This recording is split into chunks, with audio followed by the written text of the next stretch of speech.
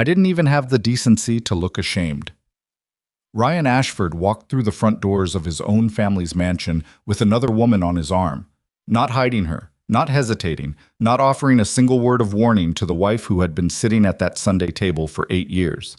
He introduced her to his mother first, then his uncle, then the rest of the family, like Claire wasn't 3 feet away, like she was part of the furniture. Claire didn't scream, she didn't throw her wine glass, she didn't cry. She picked up her wedding ring, set it on top of a legal envelope that had been sitting untouched at Ryan's place setting all morning, and said 7 words that would bring his entire empire to its knees. Let her save your family today.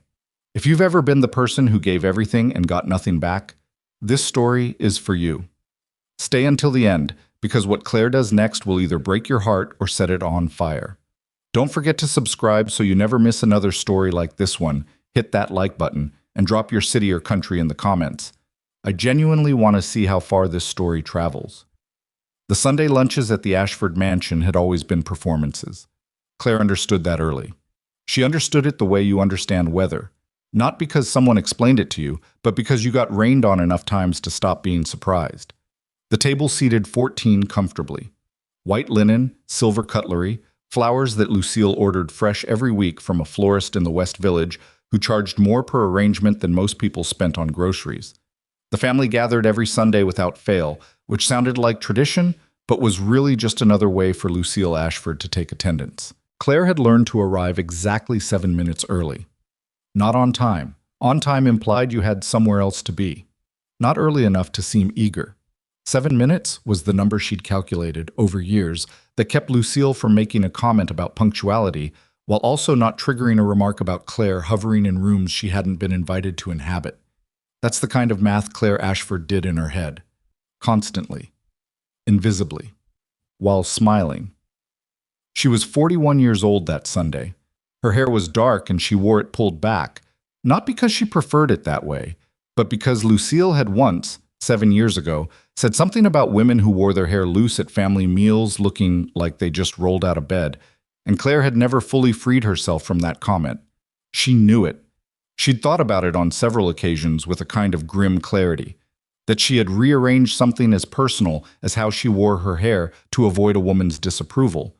And each time she thought about it, she felt a low, quiet anger that she swallowed with the same practiced ease she swallowed everything else. Ryan had texted her at 10:48 that morning. Running a few minutes late, save me a seat, not good morning. Not see you soon. Just operational information delivered like she was his assistant. She'd saved him the seat anyway. She always did.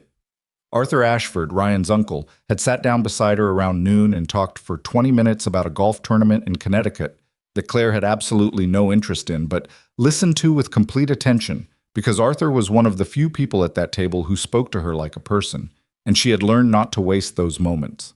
I was 63, gray at the temples, with the particular tired energy of a man who had watched his family make the same mistakes in rotating variations for 3 decades and had long ago stopped believing he could stop it.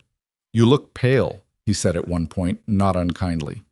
I'm fine, she said, which was the sentence she had said more than any other sentence in her adult life. Lucille entered at 12:17, which was her custom. Never first, never last, always framed by the moment of her arrival. She wore cream and pearls, as she almost always did on Sundays, and she kissed both of Claire's cheeks in the European style she had adopted sometime in her 50s from a trip to Paris that she still referenced at least once per gathering. Claire, she said. Not hello, Claire, not good to see you, just the name, deployed like a notation. Lucille, Claire said back. She had stopped adding warmth to it 2 years ago, and Lucille had either not noticed or had chosen not to acknowledge it, which amounted to the same thing. The meal was being set. Salads first, then the main course, then whatever elaborate dessert Lucille had requested from the private chef who came in on Sundays. Around the table, Ryan's cousin Dana, who was pleasant and distracted and mostly looked at her phone. Dana's husband, Paul, who talked about real estate. 2 family friends whose names Claire could never reliably retain. Arthur, Lucille, and Claire in the seat she always occupied beside the chair she had saved. Ryan arrived at 12:34. Claire heard the front door first. She recognized his footsteps, that particular rhythm he had, slightly heavy on the right foot, a habit from an old college injury he'd never fully corrected. She didn't look up immediately. She was finishing a sentence she'd been saying to Dana about a restaurant they'd both been to recently, and she held that sentence to its natural end the way she'd trained herself to do, never visibly flinching, never letting the room see her recalibrate in real time. Then she heard a second set of footsteps, heels on marble, light and confident. Claire looked up. Ryan walked in wearing a navy jacket she recognized, carrying nothing, with a woman beside him who Claire had never seen before. She was maybe 32, 33, professionally beautiful in that particular way that took considerable effort to appear effortless. She wore a dress that was the exact right shade of red for the room, which told Claire she had known what room she was walking into. Ryan was talking. She watched his mouth moving. He was introducing her to Lucille first. Of course, Lucille first. And Claire couldn't quite hear the words yet over the rushing in her ears. But she saw Lucille's face do something complicated. Surprise, then calculation, then a thin performance of delight. The woman's name, as Claire would process later, was Victoria. Ryan turned toward the table. His eyes found Claire's for exactly 1 second, then moved away. "Everyone, I want you to meet Victoria," he said. His voice was clear, steady, not the voice of a man who believed he was doing something wrong. "She's been important to me for a while now, and I think it's time you all knew her." The table went quiet in that particular way that happens when a social grenade has been thrown into a room and no one is quite sure if it's live. Claire's hand was resting on the table. She felt her fingers press slightly into the linen without intending to. She watched Victoria take the seat. The seat, her seat, the one to Ryan's left that Claire had always occupied, and smile at the room with the comfortable ease of someone who had been told this would go smoothly. Paul cleared his throat. Dana looked at her phone. Arthur looked at Claire. Lucille said something about getting more wine. Ryan sat down and began talking to Victoria in a low voice, as if the rest of the table had already adjusted, as if the moment had already passed, as if his wife sitting 3 feet away in the seat she had carefully chosen, in the house she had learned to navigate. After 8 years of math she did silently in her head, as if all of that were simply landscape. Claire had spent a considerable portion of her adult life in close proximity to humiliation, and she had learned, with genuine skill, how to not let it show. This was different, not because it was worse than anything that had come before, though it absolutely was, but because something in her that had been bending for a very long time simply stopped. Not broke. Stopped. She became, in that moment, very calm. It was not the calm of acceptance or resignation. It was not the calm of a woman who had given up. Anyone who has ever been truly, completely calm in the wrong situation knows that particular quality. How it doesn't feel peaceful at all from the inside. How it feels more like the moment before you understand the full scope of what you're capable of. She reached forward and picked up the legal envelope that had been sitting at her place all morning. She'd brought it herself. She'd had it prepared for 11 days. She had not known, when she prepared it, that she would use it today, which told her something now about the part of herself she hadn't been fully listening to. She stood up. The movement was quiet, unhurried. She wasn't performing calm, she simply was it. She removed her wedding ring, the 4-carat oval that Ryan had proposed with, in a restaurant that had been photographed for a magazine, and set it on top of the envelope with a small, final sound. She slid the envelope directly in front of Ryan. Ryan's conversation with Victoria stopped. "Claire," he started. "I'm not going to make a scene," she said. Her voice was even. She wasn't whispering, but she wasn't raising it either. She occupied the exact center of the register that made people lean forward to make sure they were hearing correctly. "I spent 8 years not making scenes in this house. I'm very good at it." She looked at him. Not through him, not around him, directly at him. "If she's truly the perfect woman for your world," Claire said, "let her save your family today." Ryan's expression shifted into something Claire recognized as confusion. Not guilt, not yet. Confusion because he had no idea what the envelope contained, because he had never bothered to read what she'd been signing. She picked up her bag from the back of her chair, left her napkin folded neatly beside her plate, and walked toward the front door. She didn't rush. She didn't look back. She heard Lucille say her name once, sharply. She kept walking. The car was already waiting. She'd arranged that too, because some part of her had known, even if the surface of her had been carrying salads and saving seats and enduring Sunday performances without admitting it. She sat in the back and watched the mansion recede through the rear window and felt the city open up around her the way Manhattan did when you moved through it on the ground, suddenly vast and indifferent, and in that particular combination, a relief. Her phone buzzed. Ryan. She set it face down on the seat beside her. It buzzed again. She watched it buzz and thought about the first time she'd signed her name to one of those agreements. She'd been 32. The company had been in freefall after a failed acquisition, and Ryan had come home late on a Tuesday in November with a look on his face she'd never seen from him before. Not quite fear, but adjacent to it. He'd explained the situation in partial truths the way he explained most things, and she'd asked the questions that clarified what he wasn't saying. And by midnight, she understood that the company would default within 60 days without a significant guarantee. She had the resources. She had, through her own family's history and her own 10 years of quiet financial management before she married, built something real. She'd never made a point of it. Ryan knew, in the abstract way that men sometimes know things about their wives' capabilities without fully integrating that knowledge into their understanding of the relationship. She signed the first agreement without ceremony or conditions. She told herself it was because she believed in him. She told herself a lot of things in those years that she now examined with the slightly distant curiosity of someone reviewing old correspondence. She signed 3 more over the following years. Different crises, same structure. Each time Ryan had accepted the rescue with the particular grace of a man who had convinced himself he'd been resourceful rather than saved. Each time the company rebounded, the press wrote about Ryan's vision, his instincts, his leadership. Claire read those articles and felt something she couldn't quite name for a long time. It wasn't jealousy exactly, because she hadn't wanted the attention. It wasn't resentment exactly, because she'd made the choices freely. It was closer to grief, she'd eventually decided. The grief of watching yourself disappear in real time while everyone around you celebrated the magician and forgot to wonder where the rabbit actually came from. Her phone was still buzzing. She turned it fully off. Harper Pierce was waiting for her at the office on East 57th Street when Claire arrived at 2:15 p.m. Harper was 47, had practiced corporate law for 22 years, and had a particular quality Claire respected. She told you the truth before you asked for it and didn't apologize for the timing. They had known each other for 9 years, through a professional introduction that had evolved, in the slow and selective way these things sometimes did, into something that functioned like friendship, or at least like its more practically useful cousin. "I saw the ring is off," Harper said, looking at Claire's left hand. "Sharp as ever," Claire said. Harper didn't smile. "Did it go the way you thought it would?" "Worse," Claire said. "He brought her to the house, to Sunday lunch, introduced her to his mother." Harper was quiet for a moment in the way that meant she was deciding which of several things to say first. "He introduced her to Lucille before he told you?" "He introduced her to the whole table," Claire said.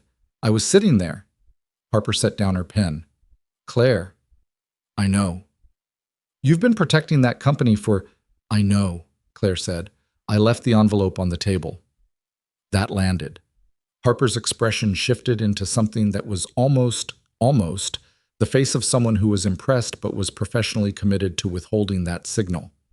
"He hasn't opened it yet," Harper said. "He will. And when he does, he's going to call you. He's going to call you a great many times." "His calls are going to voicemail until further notice," Claire said. "What I need to know is how fast you can move on the freeze." Harper was already reaching for a folder. "I can have the order in place by morning. Nothing moves, no assets, no use of your name. No reliance on anything you guaranteed without documented consent from this point forward." "Good." "Claire." Harper set the folder down, looked at her. "Are you all right?" Claire thought about the question. She didn't dismiss it. She actually thought about it, in the real way, which was a thing she'd been practicing more lately because she'd realized how rarely she used to do it. "I'm not destroyed," she said finally. "I don't think I'm all right exactly.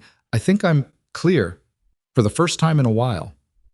"Clear can be good," Harper said. "Clear can also be shock." "I know the difference," Claire said. Harper nodded slowly. She believed her. One of the qualities Claire valued in her was that, when Harper accepted what you told her about yourself, she didn't re-examine it every few minutes to make sure it still held. "There's going to be a period," Harper said, where this gets uglier before it resolves. The company's in a vulnerable position right now because of the Meridian exposure. When they realize the guarantees are frozen, they'll panic, Claire said. Yes. Good, Claire said. Let them panic. She said it without pleasure, without satisfaction even, just as a statement of cause and effect. They've been panic-proof for years because I absorbed everything. It's time they understood what I was absorbing. Harper looked at her for a moment.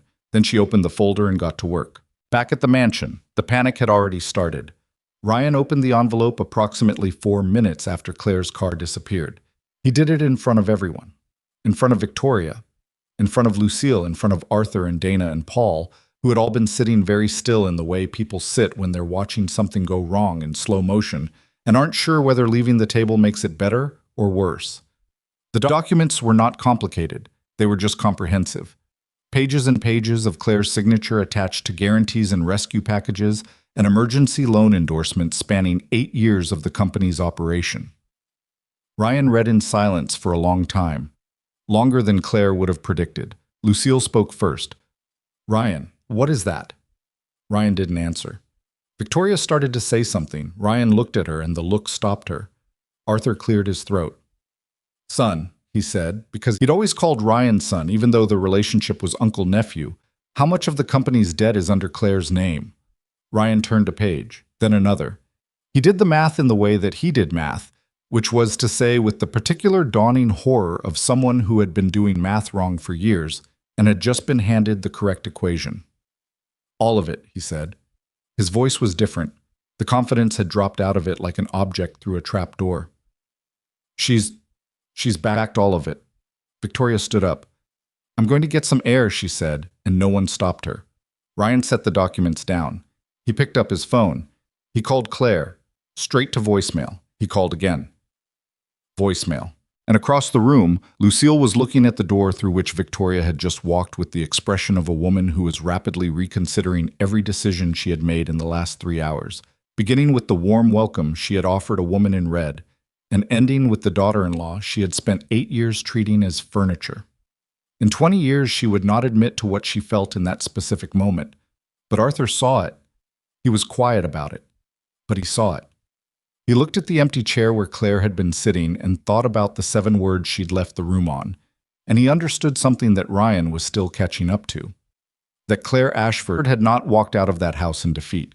She had walked out knowing exactly what she was leaving behind, and exactly what that would cost them. The mansion had a particular kind of silence after something broke inside it. Not the silence of emptiness. There were still people there, still the sound of someone in the kitchen, still the faint noise of the city pressing against the windows. But the silence of a room where everyone had stopped pretending at the same moment and hadn't yet figured out what to do with their faces. Ryan was still sitting at the table. The documents were spread in front of him. He hadn't stacked them or organized them or put them back in the envelope. They were just there, loose and damning, like something that had been locked in a cabinet for years and had finally fallen out onto the floor. Victoria came back in from wherever she'd gone, the hallway, the garden, somewhere she could breathe without being watched. She stood in the doorway for a moment, reading the room, and what she read made her stay near the exit. Arthur was at the window with his back to everyone. He'd been there for 10 minutes. He hadn't said anything since the number came out of Ryan's mouth, all of it, and nobody had asked him to. Lucille sat at the head of the table where she always sat, holding her wine glass without drinking from it, which was unusual enough that Dana had noticed, and was doing the nervous thing she did where she checked her phone every 90 seconds without actually seeing what was on the screen. Paul had excused himself, said something about a call. Nobody had believed him, and nobody had stopped him. Ryan tried Claire's number again. The voicemail picked up before the second ring, which meant she'd silenced it, not just missed it. He set the phone down on top of the documents and pressed his palms flat on the table. How long has she been doing this? He said. It wasn't quite a question. It came out like something he was reading off a wall. Nobody answered immediately. Ryan, Arthur said from the window, without turning around. That's not the right question. Then what's the right question? Arthur turned around. He looked at his nephew the way a person looks at something they've been worried about for a long time and have now watched arrive. Not surprised, just tired. The right question is how you didn't know. Ryan's jaw tightened. I knew she'd signed some things. She handled a lot of the... She was involved in... She signed everything, Arthur said. He walked back to the table and picked up one of the pages Claire had left. He didn't look at it. He held it like evidence. This isn't a wife helping out with some paperwork, Ryan. This is your entire capital structure. Every emergency injection we ever had to execute. Every guarantee the lenders required when they wouldn't touch us without a personal backstop. He set the page down. I knew about the first one.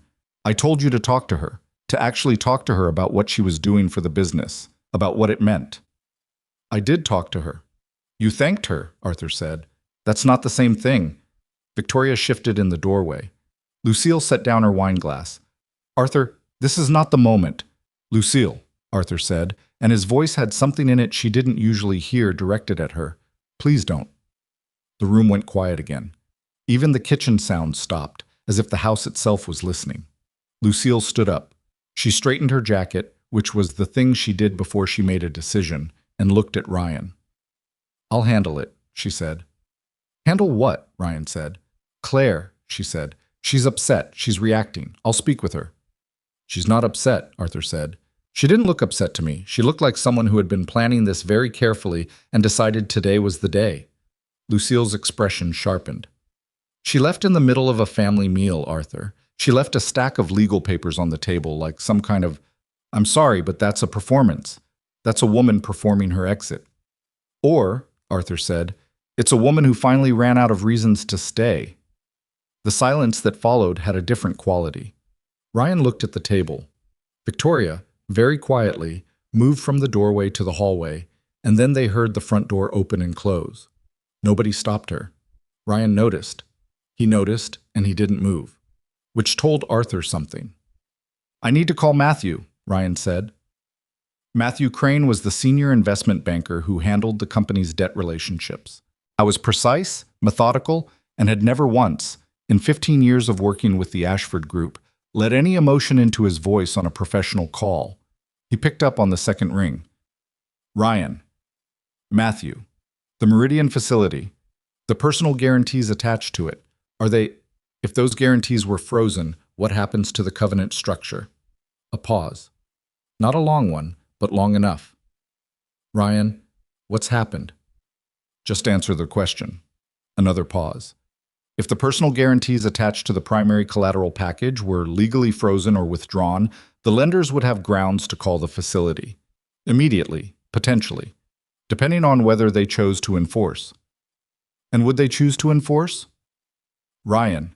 Matthew's voice was flat. Careful. Where is Claire? Ryan looked at the documents on the table. She walked out. The silence from Matthew's end lasted 4 full seconds. I'm coming to the house, Matthew. I'm coming to the house now. Matthew arrived in 40 minutes, which meant he'd left immediately and pushed every traffic light. He came in with his briefcase and 2 associates who waited in the entrance hall while he went to the dining room, where Ryan was still at the table, Arthur still in his chair, and Lucille still standing near the window with her arms folded like she was cold. Matthew took one look at the spread of documents, and his face confirmed everything Ryan had suspected in the last hour. She's had Harper Pierce file for a freeze, Matthew said. He'd been on his phone in the car. I found out 20 minutes ago. It's already in motion. Harper Pierce, Ryan repeated. Since when does Claire... Years, Matthew said. They've worked together for years. Ryan looked at Arthur. Arthur looked back at him with the expression of a man trying very hard not to say, I told you so, which is a particular kind of face people make when they told you so at least twice previously. What does the freeze mean practically? Lucille said. She'd moved from the window. She wanted numbers. Lucille always wanted numbers when emotions became inconvenient. Matthew pulled a chair out and sat down without being invited to, which he had never done before. The movement said something. It means that every financial instrument attached to Claire's personal guarantees is now encumbered. The company cannot rely on those guarantees as active collateral. The Meridian lenders will be notified, likely by Monday morning. If they accelerate, and I need you to understand that they have every legal right to accelerate, we're looking at a default notice within 30 to 60 days. 30 to 60 days, Ryan said. That's the window. If we can't renegotiate the facility without Claire's backing, replace the collateral with something else, or reach an agreement with Claire that... I'll reach an agreement with Claire, Ryan said. Matthew looked at him with the expression of a man who has been a banker for 20 years and has sat across from a great many people who said things like that. Ryan, she was in this house 3 hours ago, and you introduced another woman to your family at the Sunday table. I say this with complete professionalism. I'm not sure an agreement is as available as you think it is. Lucille made a sound that was almost, not quite, but almost, a laugh, except it had nothing funny in it. I'll talk to her, she said again. Lucille. Arthur's voice was quieter now. That was somehow worse. I need you to listen to me because I've been watching this family for 30 years and I love you, but I need you to hear me. He paused. Claire didn't leave because she's throwing a fit. Claire left because she's done. And the difference matters. All marriages go through. This isn't about the marriage, Arthur said. This is about the fact that this woman has been holding our entire company together for 8 years, and the only time anyone in this family spoke her name with any real attention was to criticize what she wore or how she sat or whether she was interesting enough at dinner. And today, Lucille, Ryan walked in here with another woman and sat down at this table and expected Claire to absorb that the way she absorbed everything else. He stood up. His chair scraped the floor. She didn't absorb it. And now we have 30 to 60 days before everything Ryan claimed he built falls apart. And I'd like you to consider, seriously consider, that maybe the problem isn't Claire. The room was completely quiet. Matthew was looking at the documents. His associates in the hallway were very still. Ryan was looking at his uncle with an expression that had too many things in it to name quickly. Some of it was anger. Some of it was the thing underneath anger that people don't like to look at directly. Lucille did not respond.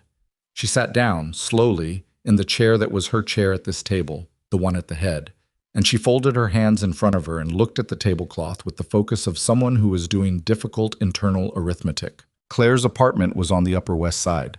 She'd kept it.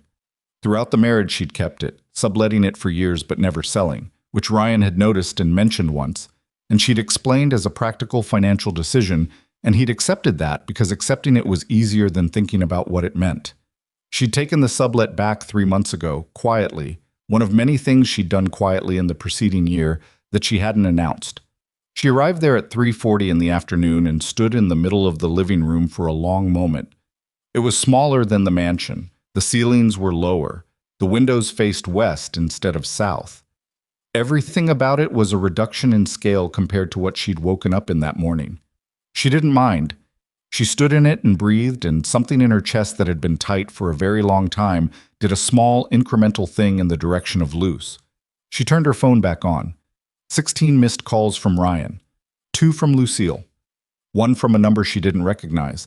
1 from Matthew Crane, which told her the machinery had already started moving. She called Harper.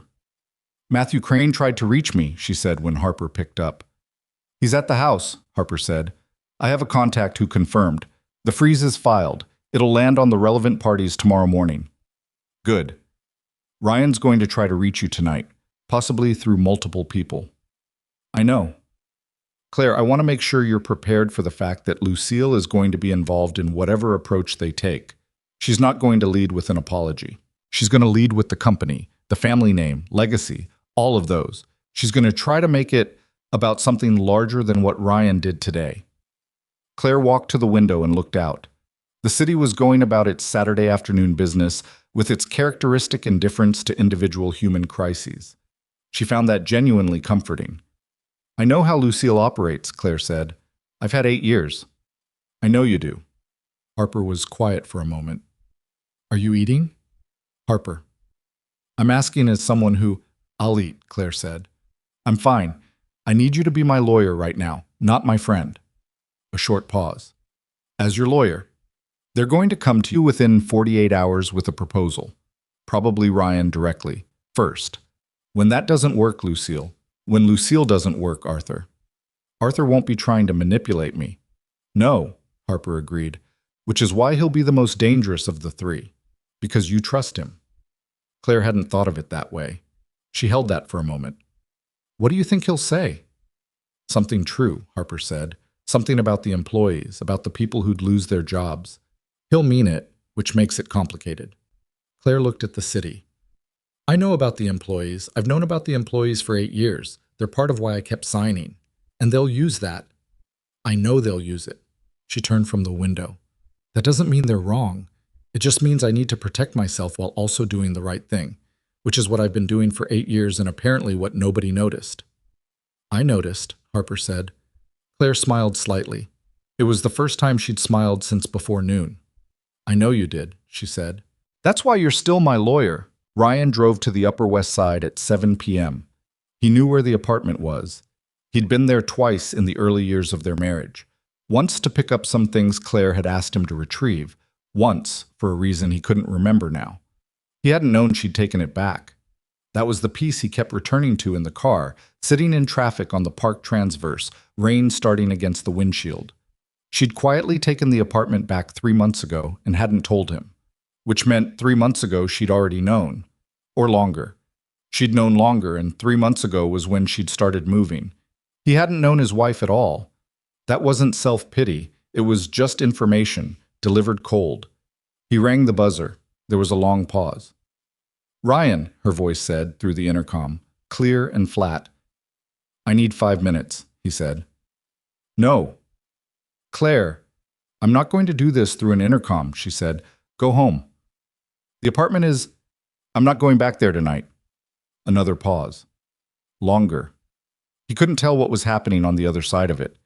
He waited with the rain starting to come in under the awning and the street noise of the city around him, feeling, for the first time in a very long time, genuinely uncertain about what happened next.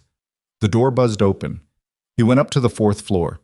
She was standing in the doorway of the apartment when he got there, arms crossed, wearing a sweater he recognized from years ago. She did not invite him inside. 5 minutes, she said. Literally. He nodded. He didn't argue. I'm not going to apologize for Victoria right now, he said, because I don't think you'd believe it, and I don't think it's the point. Something moved across her face that wasn't quite surprise but was adjacent to it. Maybe the surprise of hearing him say something accurate. What is the point then? She said. The company, he said. Matthew came, Arthur explained. I understand. He stopped, started again. I did not understand the full scope of what you'd done, what you'd been doing. I know you didn't, Claire said. That's not a defense. I'm not defending it, he said. I'm saying I didn't know. You didn't know because you didn't ask, she said. You didn't ask because you didn't want to know, because if you knew, you'd have to reckon with what it meant. She looked at him directly. There was no anger in her face. That was the thing that threw him. There was just clarity, and clarity from Claire was somehow much harder to stand in front of than anger would have been. Every time the company hit a wall, I was there. Every time you needed someone to quietly sign something that you couldn't sign yourself because your own credit was leveraged, I signed it, every single time. And every time you went back to the board and talked about your vision, your leadership, your instincts, and I went back to whatever room I was supposed to be in and didn't say a word. Claire, I'm not finished, she said. Not loudly, just clearly. I don't want the credit, I don't want to be in the press. I want you to understand that I knew what I was doing. I made those choices. I'm not a victim of my own generosity, Ryan. I'm a person who made choices that I believed in at the time, and then gradually understood that the person I was making them for had no idea who I was. She paused. Today made that permanent. He looked at the floor, then back at her. If the guarantees stay frozen, Matthew's timeline is 30 to 60 days before... I know the timeline, she said. Then you know what happens to the employees. The people who work there. They don't... He stopped. Something shifted in his expression. To his credit, and it was the first credit she'd extended him in hours, he didn't try to weaponize it overtly. They don't deserve to be caught in this. No, Claire said. They don't. And I've already told Harper that destroying the company is not the outcome I'm working toward. She watched his face process that. But you don't get to use the employees as a reason for me to go back to what this was. Those are two separate things. What do you want then? He said. It came out without strategy, which surprised her, just the raw question. Accountability, she said. Legal, financial, documented, independent audits, proper governance. Harper will present terms. She paused. And a divorce, Ryan. An honest, fair, documented divorce. He absorbed that. Okay, he said. She looked at him. Okay? I don't have the... I'm not going to stand here and argue with you, he said. His voice was quiet now. The confidence from this morning was completely gone, and what was underneath it was someone who looked, actually, quite tired. I think I've been arguing with things that deserved agreement for a long time. Claire said nothing for a moment.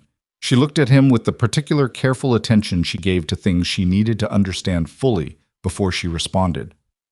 You should go, she said. He nodded. He turned to leave, then stopped. The woman this morning, he said. Victoria. He didn't look at Claire when he said it, looked at the hallway wall. I told her not to come. I told her last week this wasn't. She showed up. I don't know why I let her in the door. Claire was quiet. That's not an excuse, he said. No, Claire said, it's not. He left. She closed the door. She stood with her back to it for a moment and let herself do the things she hadn't done in front of anyone all day. She breathed. Just breathed deliberately with her eyes closed, like counting something. Then she went to the kitchen and ate the dinner she'd told Harper she would eat, and it was small and quiet and entirely hers. Monday morning came the way it always did, without warning or ceremony, just the sudden presence of obligation. Harper's office had sent formal notice to the Meridian Facility's administrative contacts at 8 a.m. The response came at 8:47. Matthew Crane forwarded it to Ryan, who read it standing in the kitchen of the mansion in yesterday's shirt. The lenders were not accelerating immediately. They were requesting a conference call by Wednesday, which meant they were willing to listen, which meant there was a window, which meant the next 48 hours were going to be Ryan's problem to solve without the resources he'd never admitted he was using. At 9:15, Arthur called. Have you slept? He said.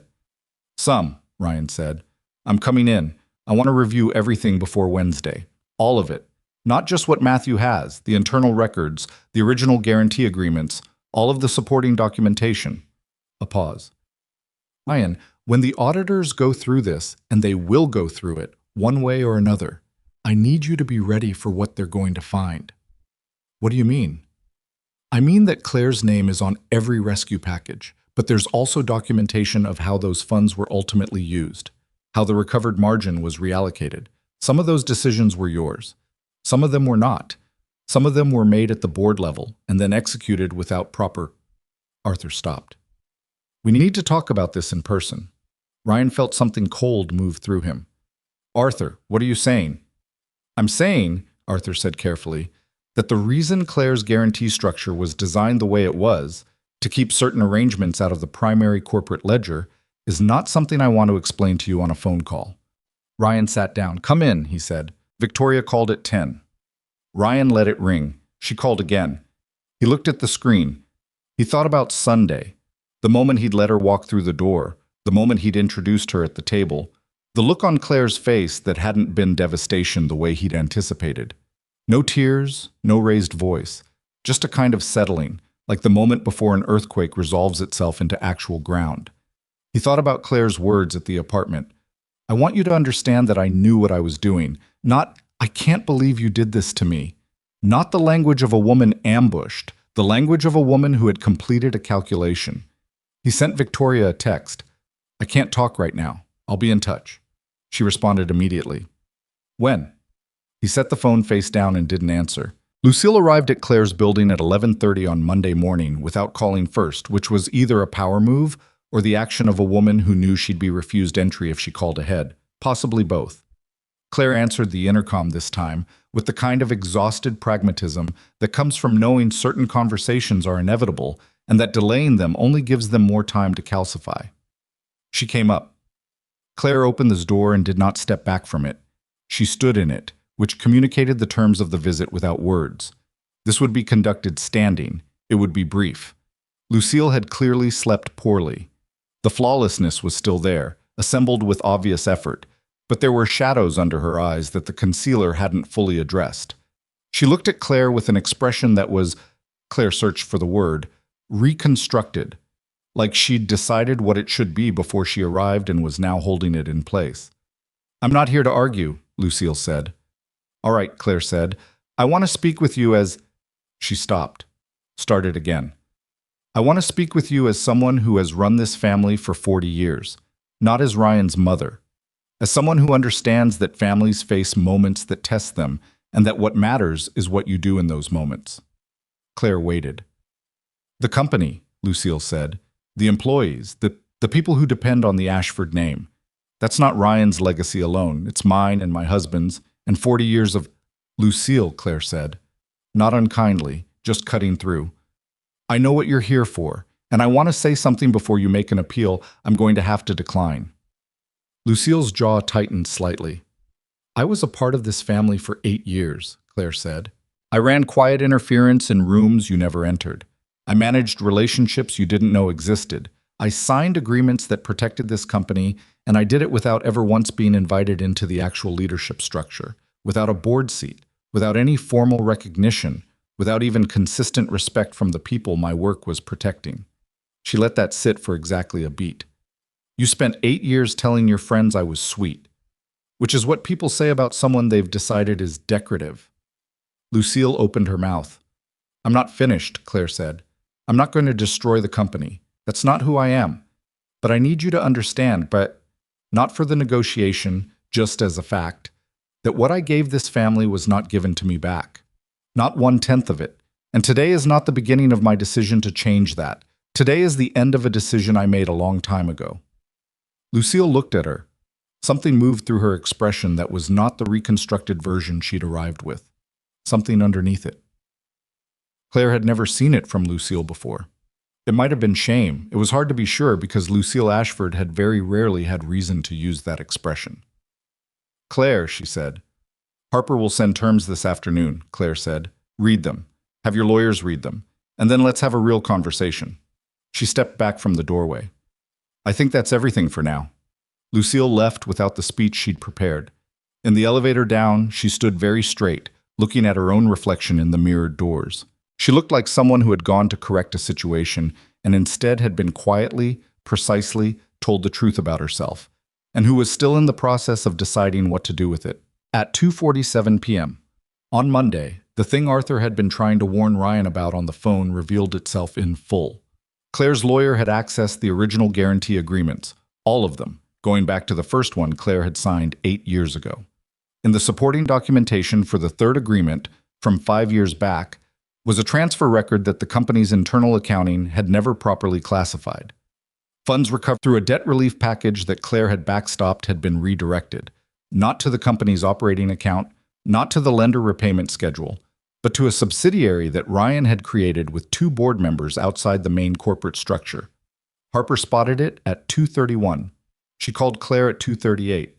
Claire, she said, I need you to come in. Her voice was the voice of someone who had found something they hadn't been looking for and was being very careful about what they said on an unsecured line. Claire arrived at 2:47. Harper set the documents on the table between them and pointed to the transfer record and said nothing. Claire looked at it. She looked at it for a long time. Then she said very quietly, He used my guarantees to fund a side structure. That's what it appears to show, Harper said. We'll need forensic accounting to confirm. But Claire, if this is what it looks like, Ryan didn't just neglect to credit you for what you did. He used your signature as cover for the sentence Harper had left unfinished, sat in the room like something physical. Claire looked at the transfer record again.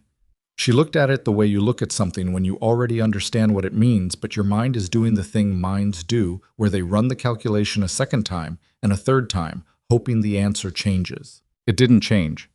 He used my signature as cover for what exactly? Claire said. Harper had a second folder ready.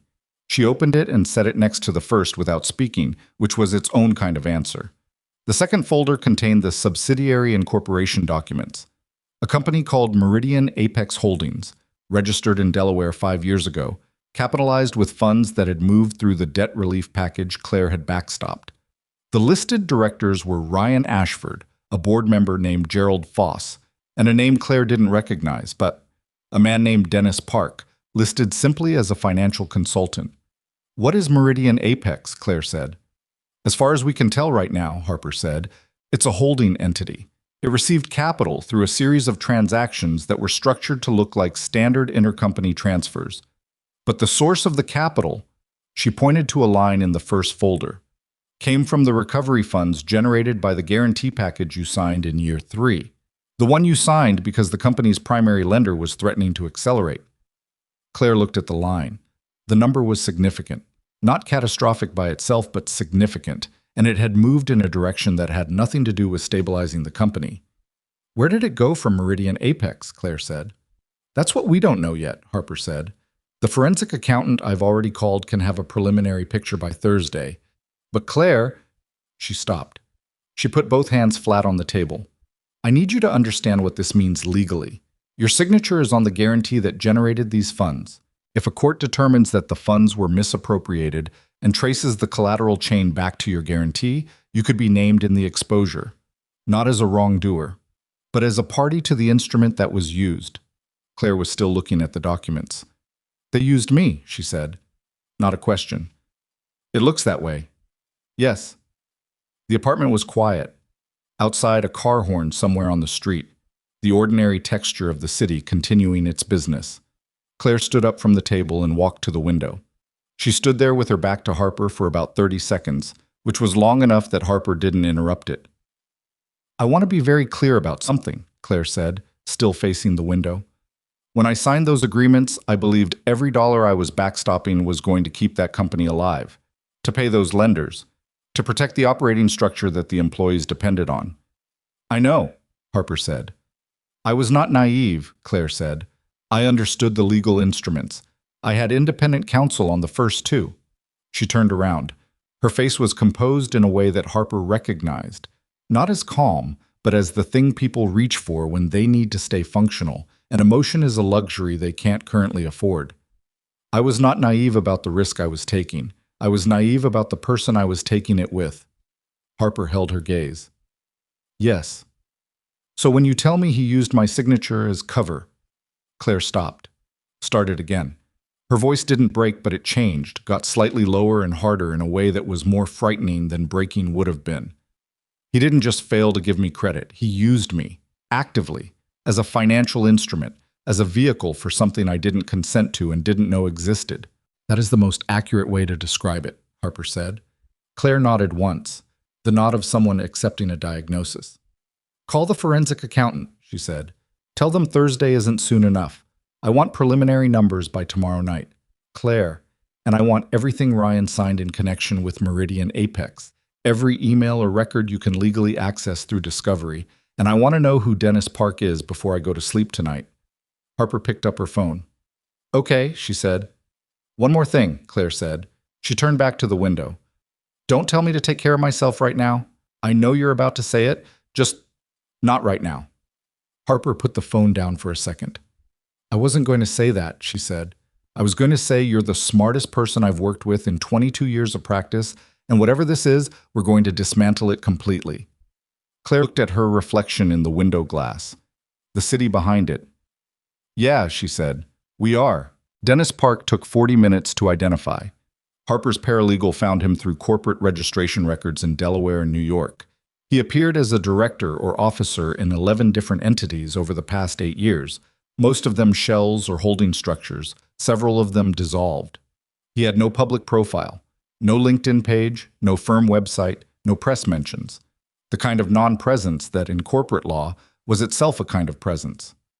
Claire read the paralegal's summary and felt the shape of something she hadn't seen before start to come into focus. She called Arthur Ashford at 6 p.m. He picked up on the first ring, which meant he'd been waiting for her to call. Claire, he said. Do you know a man named Dennis Park? She said. A pause. 3 seconds. 4. Arthur. Where did you find that name? He said. His voice had changed.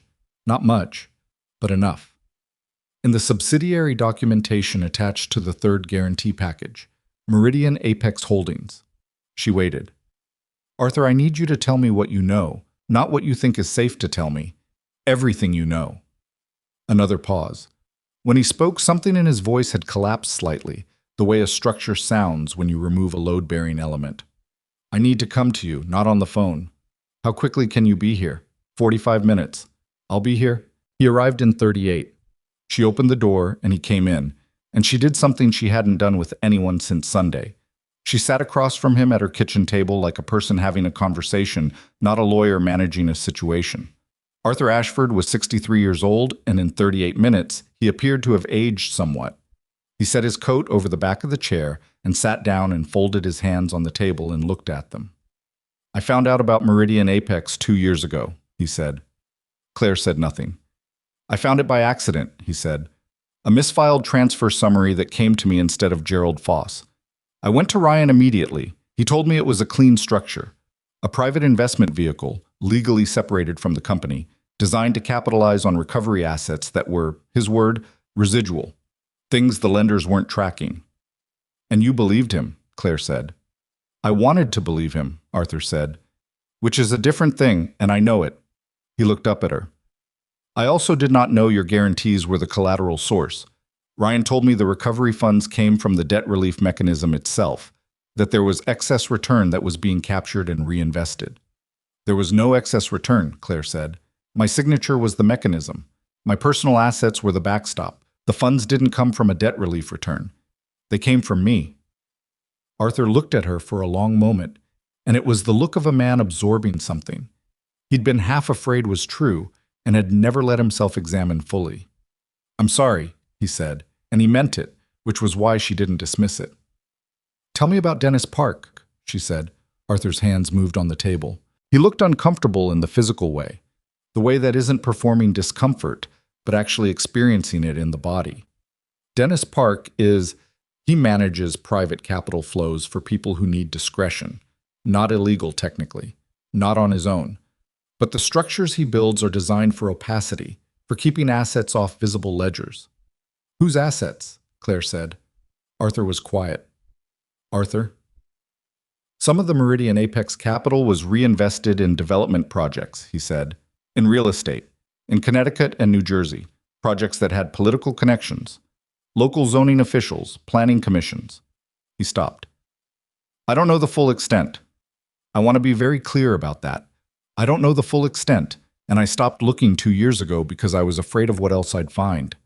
Claire stared at him. "You stopped looking?" "Yes." "And you didn't tell me." "I didn't know your name was Arthur."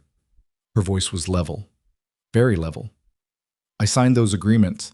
My name is on the instrument that funded whatever Ryan and Gerald Foss and Dennis Park built. And you knew for 2 years that there was a structure attached to it that didn't look right, and you said nothing to me." The silence was different from the earlier ones. It had weight. "No," Arthur said. "I didn't." "Why?" He was quiet for a long moment. "Because telling you would have meant everything coming apart," he said. "The company, the family, Ryan." He met her eyes. "And because I convinced myself it wasn't what it looked like. That maybe Ryan had made an aggressive but ultimately defensible decision with residual funds.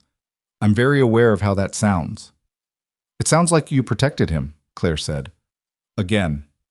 "Yes," Arthur said. "It does." She stood up. She walked to the kitchen counter and stood with her back to him for a moment, and he didn't speak. "The forensic accountant is going to find all of this," she said. "Yes," he said. "And when they do, my name is going to be attached to an instrument that funded a structure with potential regulatory exposure, political connections, opacity-designed capital flows." She turned around. "Do you understand what that means for me? Not for the company. For me. Personally." "Yes," Arthur said. "I do." "Because I was the guarantor," she said, "and nobody told me what I was guaranteeing." Arthur looked at his hands again. "Claire, I will testify to everything I know. Everything. However that needs to happen. I'm not going to protect Ryan from this." "That's not what I'm asking you for right now," Claire said. "What are you asking for?" "I'm asking you to understand what was done to me," she said. "Not the company, not the marriage, to me. As a person who trusted her name to something that was then used to cover transactions she had no knowledge of." Her voice was still level. That was the thing that was so hard to be in the room with, the flatness of it, the absence of any performance. "I need you to understand that before we talk about testimony or strategy or any of it." Arthur looked at her for a long time. When he finally spoke, his voice was rough. "I understand," he said, "and I am sorry. That is inadequate. I know it's inadequate. But I'm saying it because it's the only honest thing I have right now. Claire nodded. Okay, she said. Now tell me everything else you know about Dennis Park. Ryan received the second call from Harper Pierce's office at 8:15 p.m. Monday. He was in his study at the mansion, the corporate documents from the day spread across his desk, Matthew Crane's analysis in his hand, his third drink of the evening beside the lamp. He hadn't eaten since the Sunday lunch that had ended everything. The call was from Harper's paralegal, not Harper herself, which was deliberate. The message was simple. Forensic accounting had been engaged. All documentation related to Meridian Apex Holdings and its related entities was subject to legal hold. Any destruction or concealment of records would be treated as obstruction. The paralegal's voice was young and completely without inflection, reading from a prepared statement, and when she finished, she said, Ms. Pierce asks that you communicate through your legal counsel going forward. Ryan hung up. He sat very still. He thought about Gerald Foss. He thought about Dennis Park. He thought about a specific Tuesday evening 5 years ago when Dennis Park had sat in this very study and explained the structure in terms that Ryan had found slightly technical and had not asked enough questions about, and had signed the authorization for because Dennis Park had told him the exposure was contained and Ryan had believed it because he'd wanted to believe it, and because believing inconvenient things required more effort than he'd been willing to give.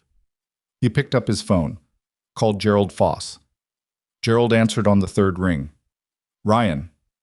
Harper Pierce has a forensic accountant going through Meridian Apex, Ryan said. A pause. How? The guarantee documentation. Claire's lawyers found the transfer record in the supporting materials. Another pause, longer. Gerald, Ryan said.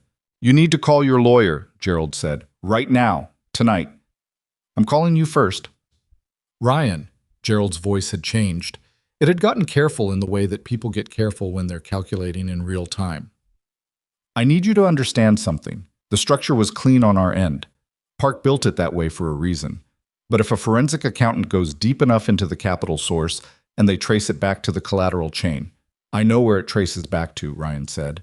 Then you know that the question of disclosure becomes significant, Gerald said. Whether Claire was informed, whether she consented to the secondary use of the guarantee proceeds. She wasn't informed, Ryan said. It came out flat. Not a confession, just a fact, stated with the particular exhaustion of someone who had run out of the energy to frame things better.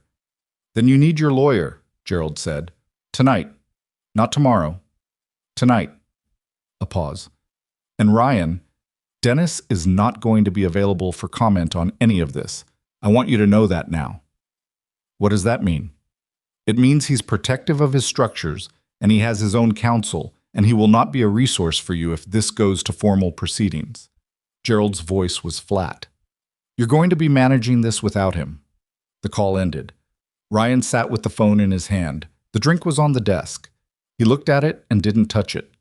He thought about Claire standing in the doorway of the apartment on the Upper West Side, arms crossed, in that old sweater. The way she'd looked at him. He thought about what she'd said. I was naive about the person I was taking it with. And he understood now that she didn't yet know the full extent of what she was naive about. She knew about Meridian Apex. She didn't know yet about the Connecticut projects, about the zoning commission relationships, about the particular way Dennis Park's structures tended to involve people whose cooperation had been financially incentivized. She was going to find out by Thursday. And when she did, the conversation at the apartment doorway, which he'd left feeling obscurely like there might be a path through this that didn't end in total destruction, was going to be retroactively revised into something much worse. He picked up his phone and called his attorney. Claire didn't sleep much Monday night. She lay in the dark in the apartment that was hers again and ran through the documents in her head with the specific focus of someone whose mind, when distressed, gets sharper rather than slower. It was a quality she'd had since childhood. Her father had once told her it was a gift. She'd spent most of her adult life unsure whether he was right. At 3 a.m., she got up and made coffee and sat at the kitchen table with her laptop and a notepad and started writing down every guarantee she'd signed, every date, every amount, everything she remembered about what she'd been told at the time, cross-referenced against what Harper's paralegal had sent over. She worked for 2 hours. At 5 a.m., her phone lit up with a text from a number she didn't recognize. You don't know me. My name is Sandra Park. I'm Dennis Park's wife. I need to meet with you. Not a threat. Urgent. Claire stared at it. She took a screenshot, sent it to Harper with a message. This come at 5 a.m. Thoughts? Harper responded at 5:08. Don't respond yet. Let me run the number. Do not meet anyone without me present. Claire set the phone down. She looked at the message again. Sandra Park, not Dennis Park himself, his wife, who had found Claire's number in the middle of the night and reached out not through a lawyer, not through a formal channel, but directly, personally, with the specific urgency of someone who was operating outside the structure. That told Claire something. She wasn't sure exactly what yet, but something. She went back to her notepad, added a new line at the top. What does Dennis Park's wife know? Tuesday arrived gray and cold, which the city did sometimes in a way that felt intentional. Harper verified the number by 8 a.m. It was registered to a Sandra M. Park at an address in Westchester. Married to Dennis Park for 14 years. No criminal record, no corporate affiliations. She was a former teacher who had stopped working 6 years ago. She's not an attorney, Harper said. She's not a corporate actor. She reached out to you personally, not through any legal mechanism. She's scared, Claire said, or she's being used. By who? By her husband, possibly, Harper said. If Park is trying to get ahead of the forensic accounting by establishing some kind of preemptive dialogue with you, he wouldn't do it through his wife, Claire said. That's the wrong move. That creates like witness interference. She paused. She's doing this on her own. She found out something and she's coming to me. Harper was quiet for a moment. I want to be in the room. I know. I want this recorded, legally, with her consent. I know, Harper. And Claire, a pause. Whatever she tells you, I need you to stay composed. I need you to not react in a way that closes any legal doors, whatever it is. You keep warning me about my reactions, Claire said. Have I been reactive? A short silence. No, Harper admitted. You haven't. Then trust me. They arranged to meet Sandra Park at Harper's office at 2 in the afternoon. A neutral space. Professional. Claire sent a simple reply to the text. Harper Pierce's office, 2 p.m. You'll need to consent to recording. Come alone. The response came back in under a minute. Okay. Sandra Park was 51, with the look of someone who had been athletic once and still carried the posture of it. She arrived 7 minutes early and sat in the conference room waiting, which Claire saw through the glass before she entered and noted. She had a folder with her. She'd prepared. Claire sat across from her. Harper sat to Claire's right. Sandra Park looked at the recording setup and nodded without objecting. Thank you for meeting me, she said. Her voice was steady, but her hands, folded on the folder, were pressing together at the knuckles. Start at the beginning, Claire said. Tell me who you are and why you reached out. Sandra Park looked at her. My husband built Meridian Apex for Ryan Ashford and Gerald Foss 5 years ago. I knew it existed. I didn't know the details. Dennis never discussed the details with me. That's how he operates. She paused. 3 weeks ago, he came home and told me to take the kids to my mother's house in Vermont. He said he was handling some business complications and he wanted us out of the city. He's done that before when things got complicated. I always went. But not this time, Claire said. I went, Sandra said. I took the kids. But I came back after 4 days because I don't know how to explain this. Something was wrong in a way it hadn't been before. He wasn't sleeping. He was in the study at 2, 3 in the morning. He was meeting with someone I'd never seen. She unfolded her hands and opened the folder. I found these in his study. I photographed them. She slid a set of printed photographs across the table. Claire picked them up. They were photographs of documents. The quality wasn't perfect, slightly angled, taken quickly, but the content was legible.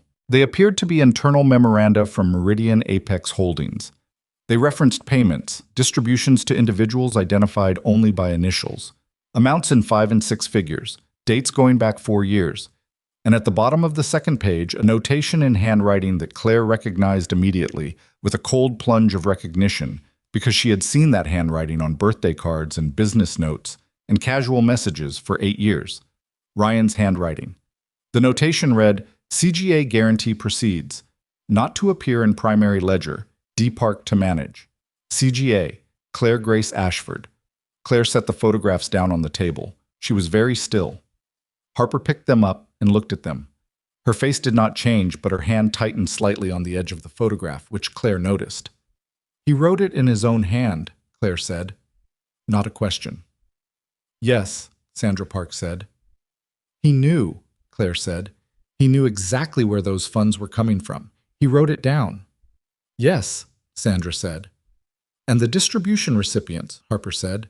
"The initials." Sandra reached into the folder and produced a second set of pages. "Dennis keeps a key, a code list, for his records." She slid this across the table too. "I don't know if it's complete. I don't know if what I took is everything, but I know it's enough." Claire looked at the code list. Harper looked at it simultaneously. 3 sets of initials corresponded to names that, even to Claire, even without a political or regulatory background, meant something. One was a state assemblyman. One was a county planning commissioner who had approved 3 significant zoning variances in the past 4 years for development projects in exactly the areas Arthur had mentioned. The third was someone whose name Claire didn't recognize, but Harper clearly did, because she set the page down and exhaled in a way she almost never exhaled. "Harper," Claire said quietly. "That's a federal procurement officer," Harper said. Her voice was completely flat. "That person has oversight of contracts in which—" She stopped. Started again. "Claire, this isn't just financial misappropriation." The room was very quiet. Sandra Park's hands were still on the table. She was watching Claire with the expression of someone who has been carrying something very heavy for a long time and has just passed it to another person and isn't sure whether that was the right decision. "Why did you come to me?" Claire said. "Not the authorities, not a lawyer, me." Sandra looked at her. "Because your name is the one that's going to get destroyed if this comes out the wrong way," she said. "Your signature is on the instrument. My husband knows that. I think Ryan is counting on that. That the exposure to you is significant enough that you'll have reasons to keep certain things contained." Claire held the woman's gaze for a long moment. "They think I'll protect myself by protecting them," Claire said. "Yes," Sandra said, "because the alternative, full disclosure, full forensic accounting, full regulatory exposure, implicates me in the collateral chain even though I had no knowledge of any of it." "Yes." Claire looked at the photographs. At Ryan's handwriting in the margin. "CGA guarantee proceeds, not to appear in primary ledger." She had spent 8 years believing that the worst thing she'd been was invisible, overlooked, taken for granted. She had spent Sunday walking out of a mansion with her ring on a legal envelope, believing that the shape of what had been done to her was betrayal of a personal kind. A husband who had stopped seeing her, a family who had never started. She understood now, with the photographs in front of her, that it was something categorically different. She had not been invisible. She had been useful. Deliberately, specifically, calculatedly useful. Her name, her assets, her signature, her reputation, all of it had been a resource that Ryan and Dennis Park and Gerald Foss had extracted with the same cold efficiency that companies extracted from land or capital, without disclosure and without consent, and then built structures around her that she couldn't see, specifically so that if the structures collapsed, she would be standing at the center of the wreckage. She picked up the photographs carefully and stacked them in order and set them back on the table in front of Harper. "I need a minute," she said. She stood up and walked to the window and stood there, looking at the city. It was the same city it had been on Sunday, the same gray Tuesday city it had been all morning, going about its business with its enormous indifference. Usually she found that comforting. Right now it just looked like the place where she was going to have to make the hardest decision of her life. Behind her, Harper said to Sandra Park, in a very quiet voice, "Is there anything else in the study you haven't photographed?" And Sandra Park said, "Yes. That's why I need to go back tonight before he realizes these are gone." Claire turned from the window. She looked at Sandra Park, a woman she had met 90 minutes ago, who had married a man who built opacity for a living, who had come here with a folder of photographs and the particular courage of someone who had decided that living inside the structure was worse than dismantling it. "Don't go back alone," Claire said. "Harper is going to make a call right now. We're going to do this correctly." She paused. "And Sandra, when this is over, your name will be protected. I will make sure of it." Sandra Park looked at her. Something in her face loosened, slightly, like a knot that had been pulled tight for a long time. "Thank you," she said. Claire nodded. She looked at Harper. Call whoever you need to call, she said. It's time to stop being the person this story happens to. Harper made 3 calls in the next 20 minutes while Claire sat across from Sandra Park and did what she did best. Listened. Not the performative listening she'd spent years doing at Sunday tables, tracking the social weather, calculating 7-minute arrivals, and acceptable wine glass positions. Real listening. The kind where you hear what's underneath the words, where you track the small hesitations and the places where someone's voice tightens. Sandra Park's voice tightened when she talked about Dennis coming home late. It tightened again when she mentioned the man she'd never seen before, the one who'd been in the study. And it went almost completely flat when she said the word Vermont, which told Claire that Vermont had happened more than once, and that each time, Sandra had made the trip with the particular obedience of someone who had learned not to ask questions because the answers were worse than the silence. The man you didn't recognize, Claire said. What did he look like? Sandra thought. 50s. Heavy through the shoulders. He had an accent, not foreign, regional, southern, maybe. He drove a black SUV with Connecticut plates. Claire filed that. Did Dennis know you photographed the documents? Claire said. No, Sandra said. Then, after a pause, I don't think so. But you're not certain. Sandra's hands pressed together again at the knuckles. I'm not certain, she said. Harper came back into the room and sat down and wrote a single line on the notepad in front of her and slid it to Claire. Claire looked at it. It said, Forensic team can be at Park residence tonight with her consent. Need her decision now. Claire looked at Sandra. There's a forensic team, she said. Document specialists. They can go through Dennis's study tonight properly, with equipment, in a way that's legally defensible. They can photograph and catalog everything before he has any reason to know it's been accessed. She paused. That requires you to consent to access to the residence and to make yourself available to us through this process, which means you're in this, fully. There's no version where you hand us the folder and walk away clean. Sandra Park looked at her lap, then at the window, then at Claire. He moved money out of an account last week, she said. Our joint account, a significant amount, into something I don't have access to. She paused. I have 2 kids, a 13-year-old and a 10-year-old. I need you to understand what I'm deciding here. I understand, Claire said. Do you? Sandra said. Not hostile, genuinely asking. Claire looked at her. I've been the person in the room with all the information and no standing for 8 years, she said.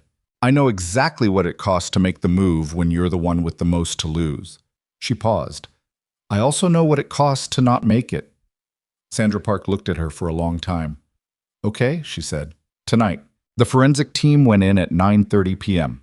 Sandra had driven to Westchester with one of Harper's associates in the passenger seat, not because she needed an escort, but because having a lawyer physically present when they entered the study created a cleaner chain of custody for anything they found. Dennis Park was in the city. Sandra had confirmed it with a text that he answered, which told them at minimum that he wasn't watching the house. They found what they were looking for in 45 minutes. Not because it was easy to find, because Sandra knew where to look. A locked lateral file in the back of the closet behind winter coats. The combination was his daughter's birthdays, which Sandra said without emotion, like a person reading a phone number. Inside, physical ledgers. Paper. Actual paper. Handwritten, organized by year. Dennis Park had been, underneath everything, a meticulous man of a certain generation who didn't fully trust digital records and kept originals. Harper's associate photographed 340 pages before midnight. Claire was in Harper's office when the files came through electronically. She had gone home at 7, eaten something, changed clothes, come back. She was not going to sit in her apartment while this was happening. She and Harper went through the preliminary photographs together until 2 in the morning. Neither of them spoke much. The documents spoke for themselves, and they spoke clearly and at considerable length about things that, once known, could not be strategically managed or quietly contained. At 2:15, Harper set down the page she was holding and said, Claire. I see it, Claire said. She was looking at the same page. The distribution on page 214 of Dennis Park's ledger was dated 3 years ago. The recipient initials were accompanied by a project code. The project code, cross-referenced against 2 earlier pages, corresponded to a federal infrastructure contract that had been awarded in competitive bidding. And the bidding record, which Harper had pulled from a public database 2 hours ago, showed that the winning firm had submitted a proposal that was, in several technically specific ways, almost identically structured to the preliminary proposal submitted by a competing firm that had subsequently withdrawn. The withdrawn proposal had been prepared with the assistance of the federal procurement officer whose name Sandra Parks' photographs had identified. "This is not corporate financial mismanagement," Harper said. Her voice was very quiet and very precise. "No," Claire said. "This is federal." "Yes." "Which means the decision about how this goes forward is no longer purely ours to make," Harper said. "Claire, the moment we present this in any legal proceeding, in any discovery context, we are obligated to. The exposure here goes significantly beyond." "I know," Claire said. Harper looked at her. "You understand what I'm about to say. You're going to tell me that the cleanest path for me personally, legally, financially, reputationally, is to be the one who brings this forward," Claire said. "That if I wait for Ryan or Gerald Foss or Dennis Park to control the narrative, my name stays in the collateral chain, and I spend the next 3 years in legal exposure that I don't deserve and can't fully escape. But if I'm the disclosing party, if you're the disclosing party," Harper said, "and you do it correctly, you are transformed from a potential party to the instrument into the person who surfaced the instrument. That is not a minor distinction." Claire was quiet. "It means going first," Harper said. "It means Wednesday's lender call becomes secondary. It means the board meeting we've been building toward becomes something different. And it means Ryan doesn't get the 30 to 60-day window to construct whatever version of this he was planning to construct." Claire picked up her coffee cup. It was cold. She drank it anyway. "Set it up," she said. Ryan got the call at 7 a.m. Wednesday from his own attorney, and the call began with 4 words that restructured the entire morning. "Claire is going first." He sat on the edge of the bed in the mansion and listened while his attorney, a man named Clement, who had been practicing corporate law for 30 years and had a voice like a man describing weather, explained what had been filed overnight with the relevant federal oversight body, a voluntary disclosure. Claire Ashford as disclosing party, Harper Pierce as counsel. The subjects of the disclosure were Dennis Park, Gerald Foss, and Ryan Ashford in his capacity as a director and officer of Ashford Group. Ryan's hand on the phone was not steady. "When?" he said. "Last night," Clement said. "Filed at 11:42 p.m. She had documentation. Significant documentation.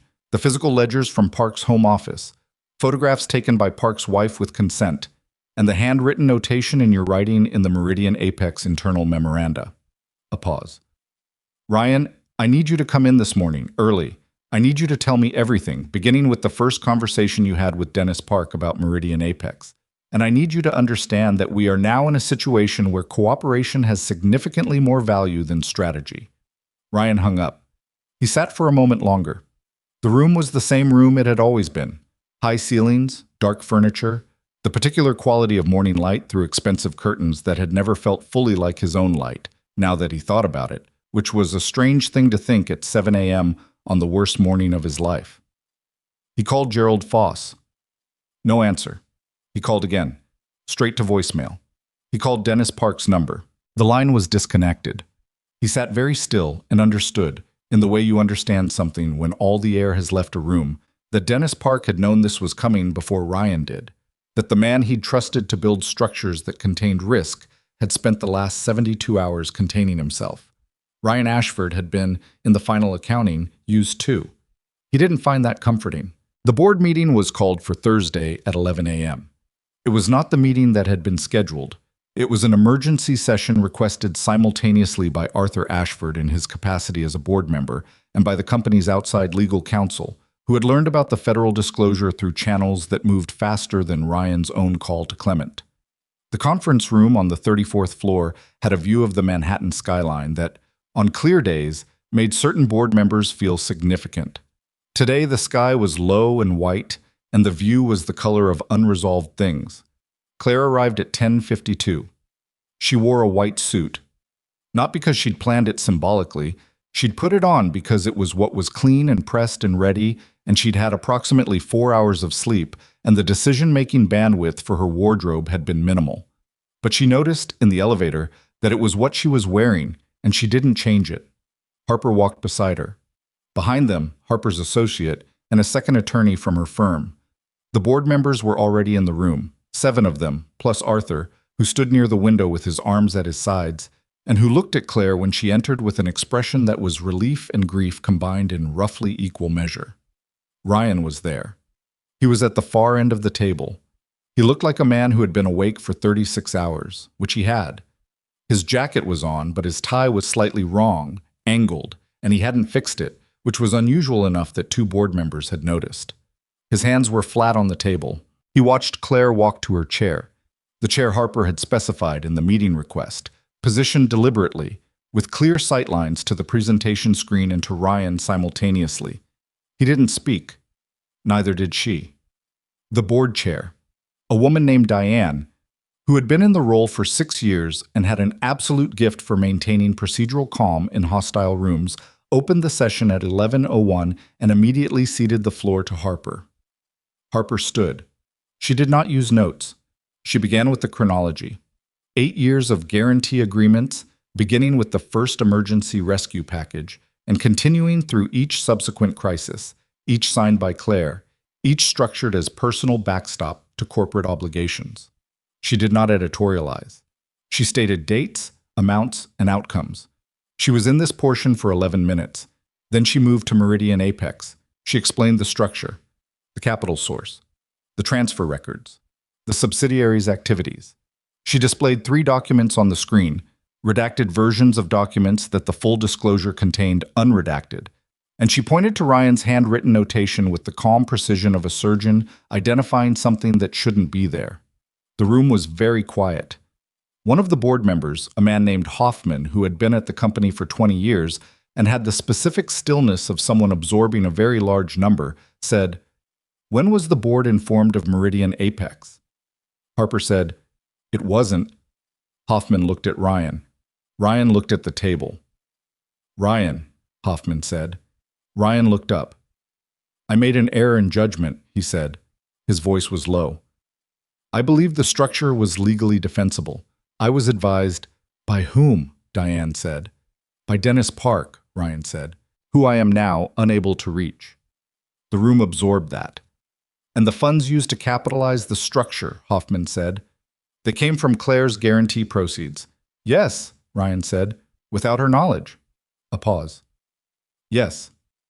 "Without her knowledge," Hoffman said again, not as a question but as something he was making himself hear correctly. "Yes," Ryan said. The silence that followed was of the particular kind that happens in rooms where professionals have spent their careers learning how to maintain composure and are being tested at the outer limit of that skill. Arthur spoke from the window. He hadn't sat down. "I want the board to understand that I became aware of the Meridian Apex structure 2 years ago. I did not take action commensurate with that knowledge. I am prepared to accept whatever consequence the board determines is appropriate." He paused. "I also want the board to understand that Claire brought this forward voluntarily, at significant personal legal risk, and that the federal disclosure was her decision, her counsel, her action. Without her, this board would have discovered all of this at the hands of regulators rather than in this room." Diane looked at Claire. "Ms. Ashford," she said, "do you want to address the board?" Claire looked at Ryan. He was looking at her. It was the first direct eye contact they'd had since the doorway of the apartment Monday evening. She stood up. "I'm not here to make a speech," she said. "I'm here because 8 years of my financial life are embedded in this company's structure and I am entitled to be in this room." She looked at the board members one at a time, briefly, the way she looked at anything she needed to accurately assess. "I signed every guarantee knowingly. I was not coerced. I understood what I was signing and I believed I was protecting something worth protecting." She paused. "What I did not know, what I was deliberately not told, is that the proceeds of those guarantees were redirected through a structure I was not informed of, for purposes I did not consent to, in a manner that created federal regulatory exposure attached to my name." She looked at Ryan. "That is not an error in judgment. That is a decision. Someone decided not to tell me, and someone put their handwriting in a margin specifying that my name not appear in the primary ledger." Ryan did not look away. She gave him credit for that. The board needs to decide what comes next for this company, Claire said. Harper will present the restructuring terms. I am prepared to support the company's survival, not because I owe this family anything more than I've already given them, but because the employees who work here made no decisions about Meridian Apex, and they deserve better than to lose their livelihoods over the decisions of people in this room. She sat down.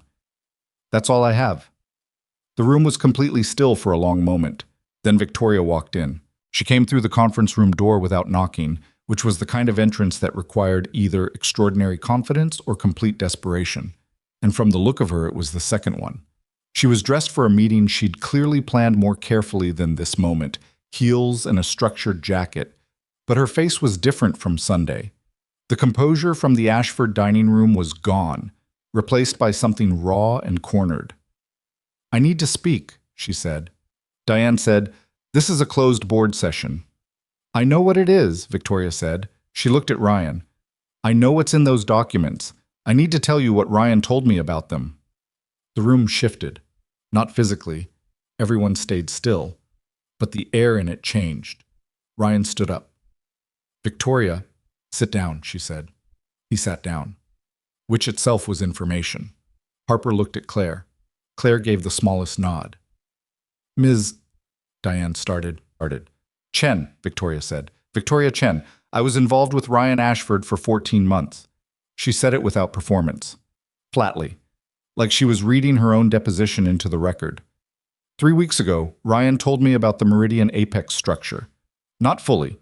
He doesn't explain things fully, but he told me that if Claire ever found out and decided to go to the authorities, there were documents that could be structured to show she was informed, that she had constructive knowledge.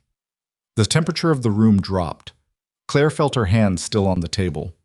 He said, Victoria continued, her voice cracking slightly and then steadying, that her signature was on enough instruments, at enough decision points, that a good attorney could make a case for her involvement, that she would have reasons not to go public. She looked at Claire for the first time. He thought you'd be scared enough to stay quiet. Claire looked at Ryan. Ryan's face was the face of a man who was watching something he built collapse in real time and couldn't find the mechanism to stop it. Is that true? Claire said. Quiet. Direct. Ryan looked at the table, then at Claire. I was scared, he said. I said things to Victoria that It was fear-talking. I wasn't going to actually...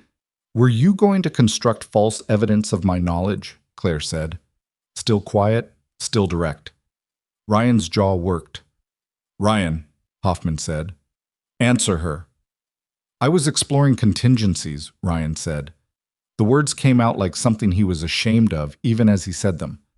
I was trying to understand what the exposure looked like and what options existed, and I said things to Victoria that He stopped. That you what? Claire said. That I shouldn't have said, he finished. The silence that followed was the longest one in a room full of long silences. Claire looked at Victoria Chen. She looked at her carefully, the way she looked at everything she needed to fully understand. Victoria was shaking very slightly. She had come in here and burned every bridge she had in the space of 4 minutes, and she was standing in the wreckage of it with an expression that was somewhere between terrified and relieved, which was a combination Claire recognized. Why are you here? Claire said to her. Not unkindly. Victoria looked at her. Because he was going to let you take the fall, she said. And I'm not... She stopped. I'm not able to be someone who let that happen. Claire held her gaze for a moment. Thank you, she said. Victoria nodded once. Then she walked back to the door and left. The room listened to her heels on the floor until the sound disappeared. Lucille, who had been sitting at the far corner of the room, in a chair she'd occupied before Claire arrived, a fact Claire had noted and chosen not to address, spoke for the first time. Ryan, she said. He looked at his mother. Stop talking, she said. Her voice was the voice of a woman who had spent 40 years managing this family's reputation and was watching it come apart in a single Thursday morning. Don't say another word to anyone in this room without Clement present. Ryan looked at her, then at Claire, then at the table. Harper stood. The board has the restructuring terms in the folder in front of you, she said, returning the room to its professional rails with the skill of someone who had been waiting for the right moment. I'd like to walk through them now, if the board is ready. Diane looked around the table. Members nodded. Harper began.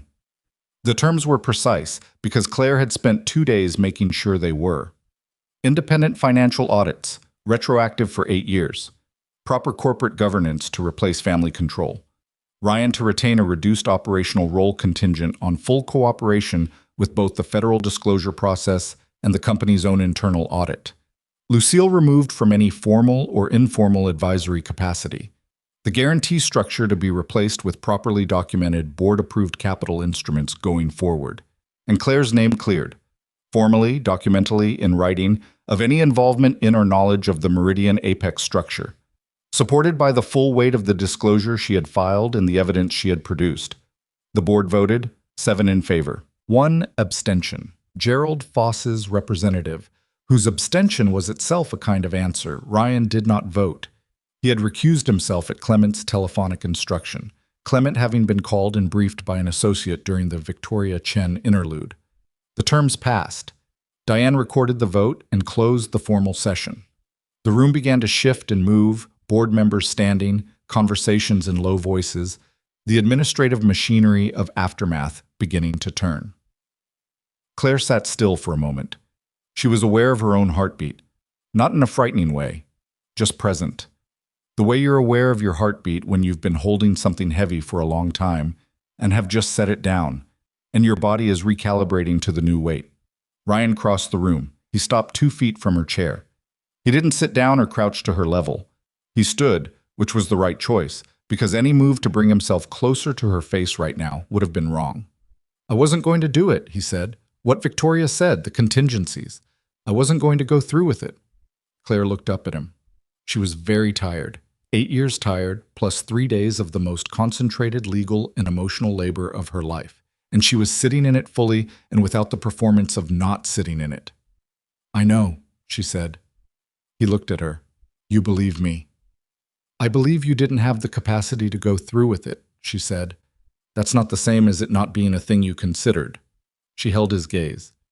Ryan, you used my name and my money to build something without telling me for 5 years.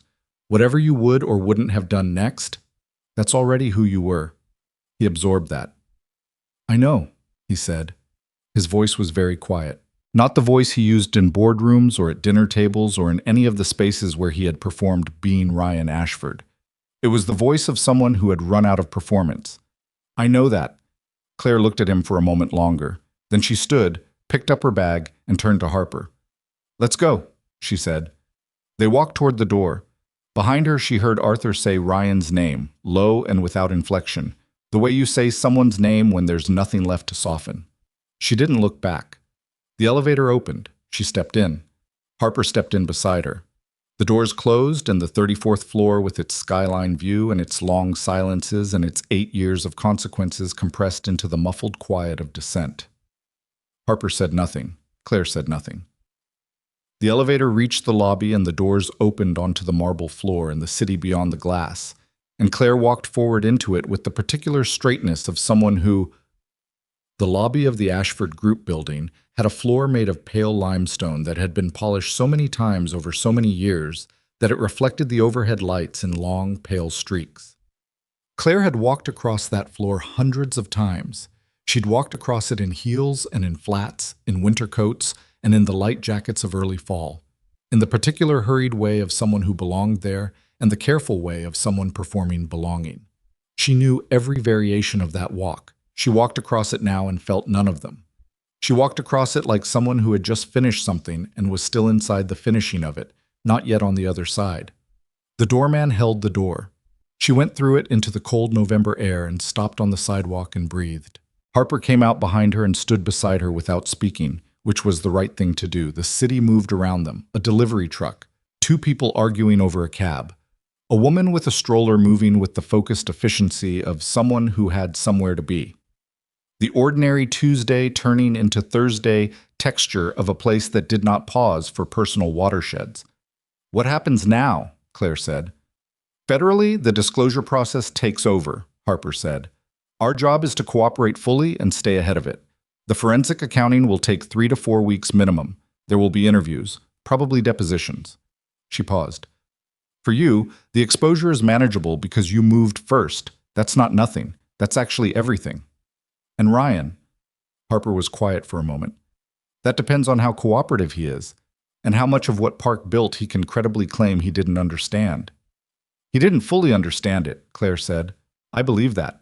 He understood enough to sign, and not enough to know what he'd signed into. Which is Ryan in miniature, actually. She wasn't being cruel, she was just accurate. He's been not understanding things fully for his entire adult life and relying on other people to absorb the consequences. That's going to be his attorney's argument, Harper said. Whether it works depends on the notation in his handwriting. Claire looked down the street. A gust of wind came off the avenue, and she felt it against her face and didn't move from it. The company is going to survive, she said. Yes, Harper said. The restructuring terms give it a real framework. The lenders will accept the governance changes. They want their money back, not a default. She paused. The employees keep their jobs. Claire nodded. She had needed to hear that said out loud one more time, not because she didn't know it, because knowing it and hearing it said were different things, and she was in a moment where the difference mattered. Okay, she said, I need to sleep. You need to sleep, Harper agreed. I'll call you this afternoon. Claire turned to look at her. Harper Pierce, 47 years old, standing on a Manhattan sidewalk in a gray coat with a briefcase, who had told her the truth before she asked for it for 9 years, and had spent the last 72 hours doing some of the most precise legal work Claire had ever witnessed. Thank you, Claire said. Harper looked at her.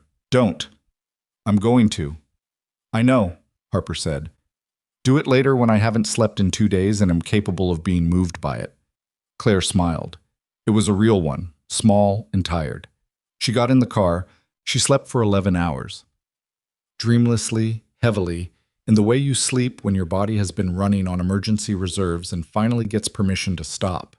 She woke at 6 in the evening to 17 messages she didn't read immediately, a missed call from Arthur, and the particular disoriented quality of the gray light through the windows that could have been early morning or late afternoon and required a moment's orientation to place correctly. She lay still for a while. The ceiling of the apartment was different from the ceiling of the mansion. Lower, plainer, a small water stain near the window that the previous subtenants had left, and that she'd thought about addressing and hadn't yet. She looked at the water stain and thought about nothing in particular, which was unusual for her, and felt, right now, like something close to luxury. Then she sat up and read the messages. Clement, Ryan's attorney, had sent a formal communication through Harper's office. Ryan was cooperating fully with the federal process. He was providing documentation and testimony. He was not contesting the restructuring terms. He had signed the board resolutions that morning. Gerald Foss had retained separate counsel and was pursuing a cooperation agreement independently, which meant he was going to try to reduce his exposure by giving the federal process everything he had, which would include details about Dennis Park's broader operation that Claire suspected went well beyond Meridian Apex. Dennis Park had been located, finally, through his attorney. He was in Connecticut. He had not fled. He'd apparently made the calculated decision that a controlled engagement with legal proceedings was preferable to the appearance of flight. His attorney's communication was formal and said very little, but the fact of the attorney's communication at all meant he understood the walls were closing and was choosing how to meet them. Sandra Park had texted Claire directly. Kids are with my mother. I'm with my own lawyer now. Thank you for what you said about protecting my name. I'm holding you to it. Claire wrote back, I keep my word. Harper will be in touch this week. She set the phone down, picked it up again, looked at Ryan's name in her contacts for a moment, did not call. There was nothing to say right now that hadn't been said or that wouldn't be better said through attorneys in the context of the divorce proceedings, which were going to be complicated and would take time and would require her to be in rooms with Ryan on occasions that she would prepare for and manage and get through. She knew this. She accepted it the way you accept weather, not with enthusiasm, but without wasted energy fighting the fact of it. She got up, showered, made coffee, stood at the window in the particular stillness of an evening city and drank it. Arthur called the next morning. She answered. How are you? He said. Getting there, she said. You? I've had better weeks, he said, which was the most understated thing she'd ever heard Arthur Ashford say, and she found herself momentarily grateful for his particular brand of wry honesty. Claire, I want to say something to you, and I want you to let me say all of it before you respond. All right. I failed you, he said, Not dramatically, not in one big moment. I failed you in the accumulation of small decisions over 2 years where I knew something was wrong, and I chose the comfort of not fully knowing over the discomfort of finding out. And I dressed that up to myself as protecting the family, protecting the company, giving Ryan the chance to correct course on his own. He paused. None of those things were the actual reason. The actual reason was that it was easier, and I'm telling you that directly because I think you deserve the undecorated version. Claire was quiet for a moment. I appreciate that, she said. I'm also going to testify to everything I know, he said. Not as a negotiation, not to reduce anyone's exposure, including my own, because it's the right thing to do and I should have done something like it 2 years ago. I know, she said. Harper told me. Is there anything you need from me that isn't legal or formal, he said. Anything at all? Claire thought about it. Actually thought about it, the way she was getting better at doing. Lunch, she said. When this is calm enough, I want to have lunch with you somewhere that isn't a family event. Just lunch. A pause. Then quietly, I'd like that very much. The divorce proceedings formally began 3 weeks later. Claire had expected them to be difficult in the practical sense. Assets, documentation, the legal dismantling of an 8-year financial marriage, and they were. What she hadn't fully predicted was that they would also be, in some moments, almost quiet. Ryan had instructed Clement to accept reasonable terms. He did not fight the asset division. He did not contest the guarantee reimbursement structure Harper had built, which would progressively compensate Claire for the financial risk she'd absorbed over 8 years through a combination of asset transfers and structured payments. He contested one thing. One small thing that Claire's attorney flagged as unusual. He wanted, in the formal divorce settlement, a clause acknowledging that Claire's contributions to the company's survival were material and documented, and that the company's history would reflect them accurately going forward. Not for him, he'd specifically noted that in the communication. For the record. So that it existed somewhere outside of human memory, which he clearly understood was unreliable. Claire's first instinct, when Harper read it to her, was to say no. Her second instinct, which arrived about 10 seconds later, was to understand what it actually was. It was the only apology he knew how to make that he trusted himself not to take back. She accepted the clause. The federal process moved with the particular pace of federal processes, slower than urgency demanded and faster than comfort preferred. Claire was interviewed twice, both times with Harper present. Both times she answered every question completely and without strategy, which her interviewers noted with the slightly surprised quality of people who were accustomed to strategic answers. The second interview lasted 4 hours. On the way out, one of the investigators, a woman about Claire's age, with the specific directness of someone who had spent a career in rooms where people lied to her, held the door and said, not formally, just person to person, "You didn't have to come forward the way you did." "Yes, I did," Claire said, "just not for the reasons you might think." The investigator looked at her. "What reasons, then?" Claire considered the question. "Because staying quiet would have meant accepting that my name was a resource other people got to use," she said. "And I've been that for long enough." The investigator nodded once, held the door. Claire walked through it. Gerald Foss's cooperation agreement produced, as Claire had predicted, a significantly fuller picture of Dennis Park's operational history. The Connecticut development projects were only part of it. There were 3 other structures in 2 other states, all built on similar principles. Capital of uncertain origin moved through entities designed for opacity, directed toward projects with political adjacencies, generating returns that distributed to people whose cooperation had been made financially comfortable. Ryan had been, in Park's ecosystem, a mid-level participant. He had provided a useful guarantee structure through Claire's signature and had received, in return, a subsidiary vehicle he'd understood imperfectly and a sense of financial sophistication he'd understood not at all. His attorney argued this successfully enough that his federal exposure was ultimately limited to civil rather than criminal proceedings, with substantial financial penalties and the permanent removal from any executive role in a publicly regulated entity for 7 years. Claire read the final determination in Harper's office on a Tuesday afternoon in late January, with snow outside the window and coffee going cold on the desk. 7 years, she said. Yes, Harper said, and the financial penalties. Significant. Combined with the divorce settlement asset transfers, his personal liquidity is considerably reduced. Claire set the document down. She thought about Ryan at 31, the age she'd met him, with his particular easy confidence and the way he'd laughed at something she said at a dinner party and made her feel, for the first time in a long time, like someone whose sharpness was an attraction rather than an inconvenience. She held that memory for a moment without sentimentality and without bitterness, which was a thing she'd been practicing. "Is he going to be all right?" she said. Harper looked at her. "Probably," she said. "Eventually. He's not going to be comfortable, which might be what he actually needed." "Yeah," Claire said. "Probably." The investment fund launched in March. Claire and Harper had been building it quietly since January, in the hours between legal proceedings and deposition preparations, in the way you build things when you're doing them alongside everything else. Not perfectly, not all at once, but steadily. They called it the Meridian Foundation, which was Harper's idea, and which Claire had initially resisted and then accepted when she understood the logic. Take the name back. Make it mean something different. The focus was early-stage capital for women-founded companies that were past the idea phase but couldn't access traditional financing. The precise gap that Claire had watched other women fall into for years. The gap that existed not because their ideas were insufficient, but because the rooms where capital decisions were made had not been built with them in mind. The launch event was small, not by circumstance, but by design. Claire had been offered a profile in a business publication and had declined. She had been invited to speak at a finance conference and had declined that too. She was not, she had decided, going to perform her transformation. She was just going to do it. The event was 40 people in a room in Midtown, mostly the founders who were receiving the first round of commitments. Women who had been building things in the particular solitude of people who knew what they were doing and couldn't get anyone with money to pay attention.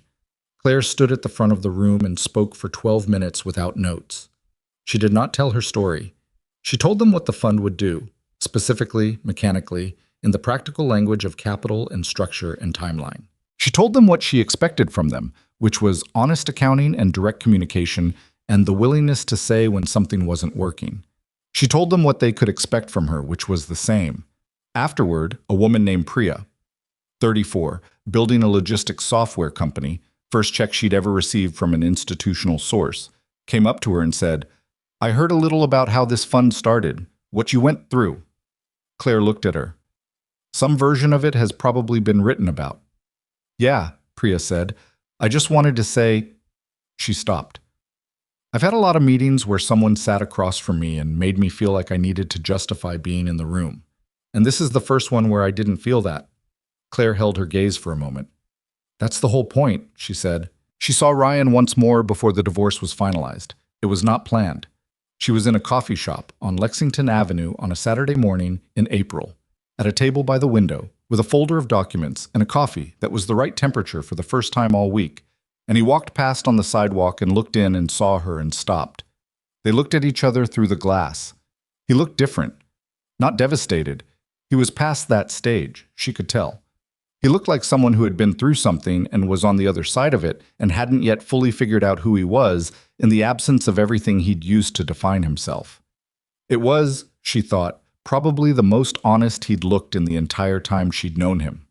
He raised one hand, a small gesture, half a wave, half acknowledgement. She raised hers back. He walked on. She looked at the space where he'd been for a moment, then looked back at her documents. The coffee was still the right temperature. She finished it. The divorce was finalized on a Wednesday in May.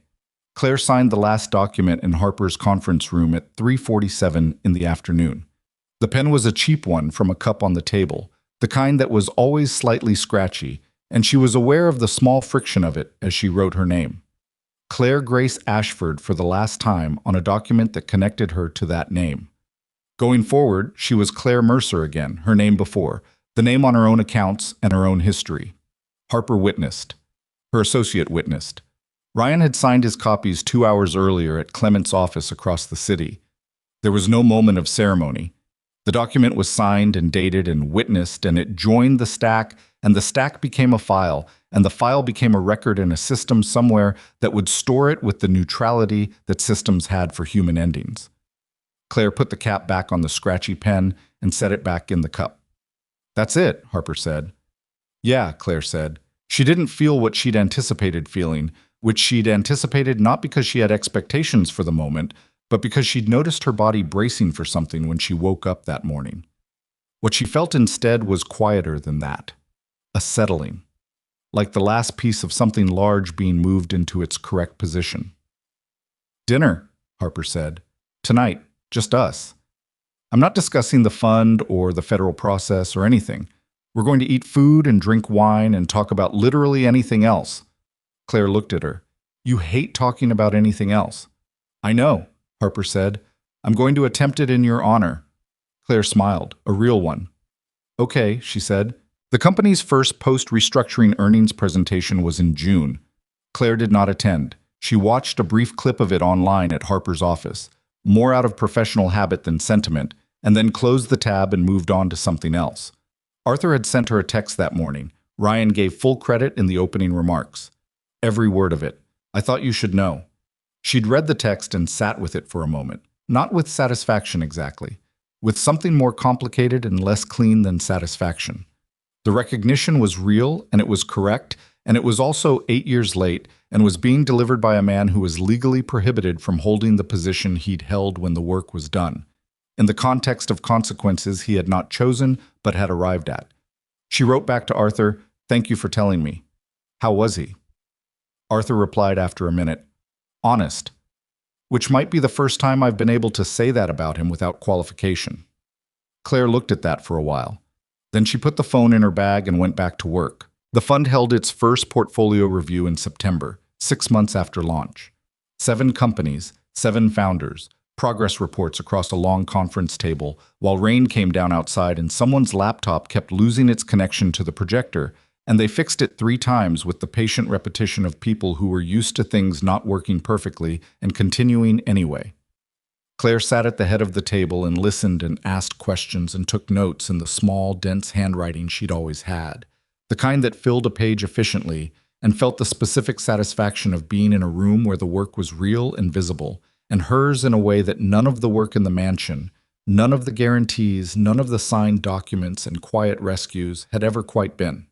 At the end of the meeting, Priya, whose logistics software had landed its first enterprise contract 2 months in, said, "Same time next quarter?" "Same time next quarter," Claire said. The founders filed out.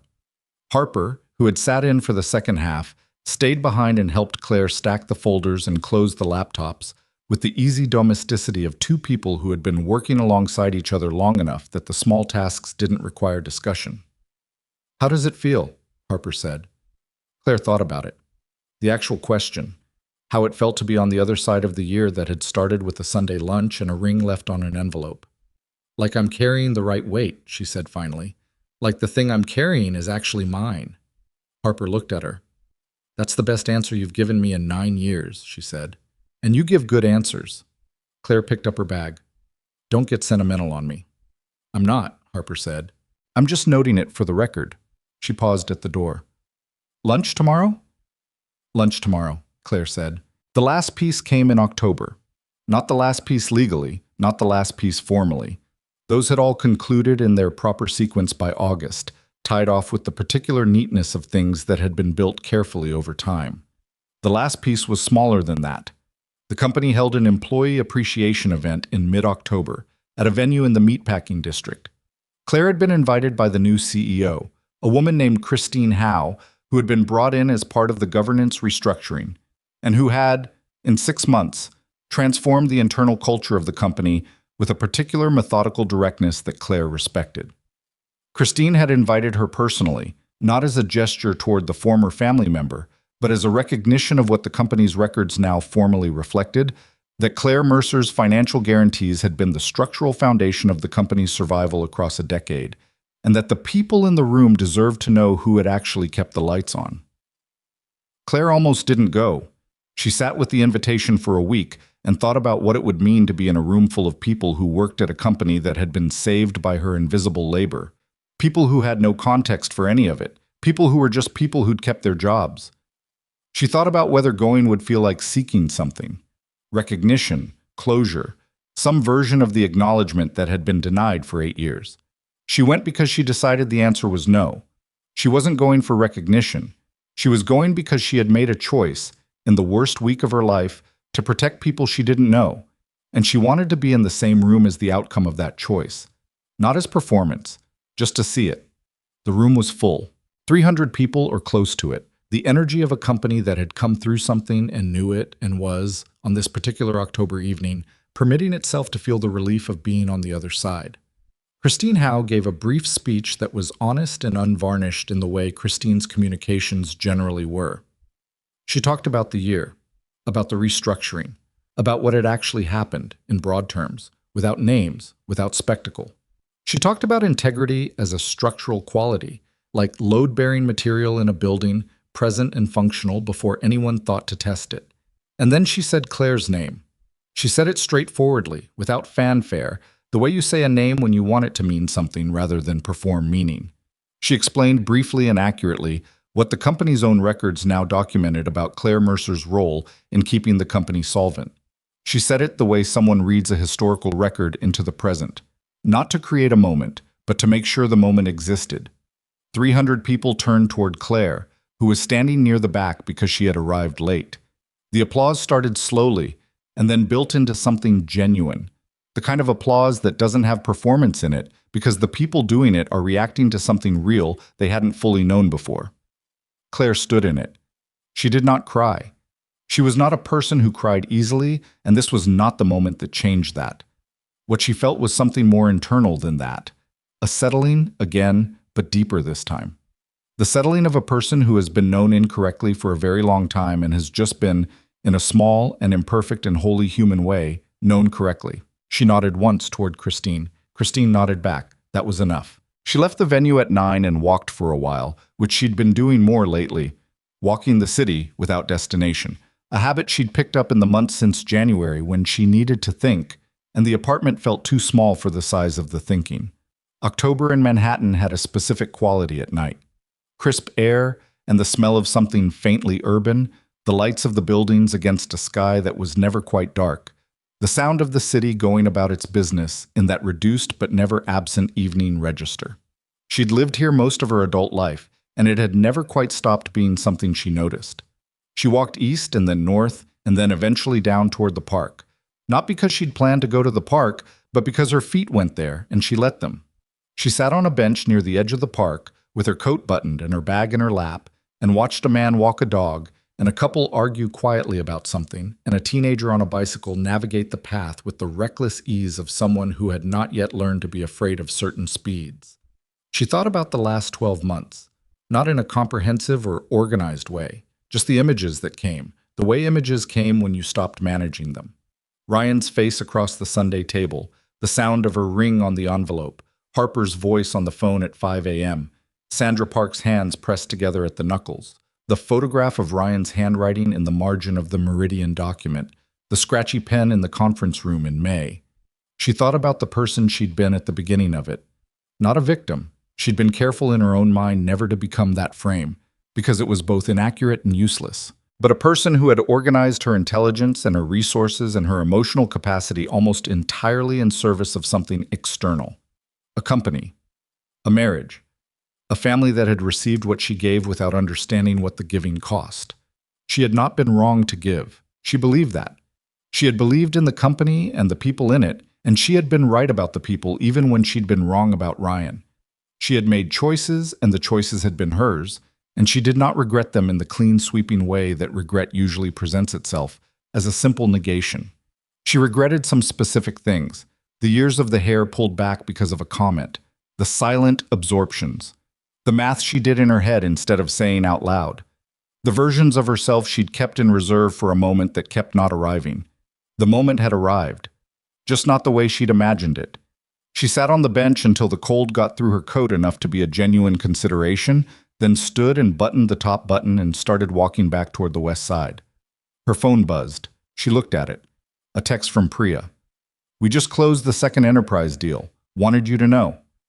Claire stopped walking. She stood on the path and looked at the message and felt something open in her chest that was uncomplicated and clean, and hers, just hers, not contingent on anyone else's acknowledgement or anyone else's survival, not a byproduct of someone else's success. Just the direct, unmixed satisfaction of someone who had helped build something that was working. She typed back, "That's exactly right. Celebrate tonight. Report Monday. Priya sent back a laughing emoji followed by, yes, ma'am. Claire put her phone in her pocket and kept walking. The city moved around her. The lights were on.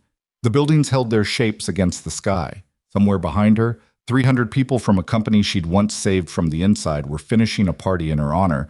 And somewhere across the city, Ryan Ashford was living the quieter, reduced, more honest life that Consequence had delivered him to. And somewhere in Connecticut, Sandra Park's kids were probably getting ready for bed in their grandmother's house. And all of it was true simultaneously. All of it was the actual texture of what had happened and what was happening, without the need for any of it to resolve into something cleaner or more instructive than the truth. Claire Mercer walked north through the park with her coat buttoned and her bag on her shoulder and her hands in her pockets, and the city's ambient light above her, and she was 41 years old, and she was not finished, and she knew it. That was enough. That was finally more than enough.